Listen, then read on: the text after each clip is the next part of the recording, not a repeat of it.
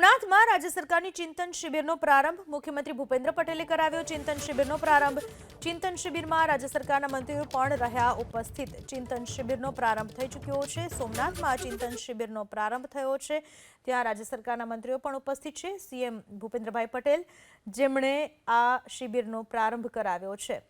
ચિંતન શિબિરમાં સરકારના તમામ મંત્રીઓ ઉપસ્થિત જોવા મળી રહ્યા છે ચિંતન શિબિરનો પ્રારંભ સોમનાથ ખાતે થઈ ચૂક્યો છે આજે આદરણીય ભૂપેન્દ્રભાઈ પટેલના નેતૃત્વમાં રાજ્ય સરકાર આ 11મી ચિંતન શિબિરનું આયોજન સોમનાથ દાદાની સાનિધ્યમાં કર્યું છે જેમાં રાજ્યમાં રોજગારીની તકો વધે રોજગારી વધુ મળી રહે એના માટે ગ્રામ્ય સ્તરે આવક વધારવાની પણ અહીંયા ચિંતા થશે અને એમાં ગામડાઓમાં વસતા નાગરિકોની આવક કેવી રીતે વધી શકે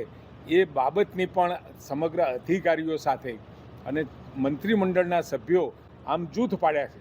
એ જૂથ પોતપોતાના જૂથોમાં ચર્ચા કરી અને એ પોતાના વિચારો અને વિષયો આપશે।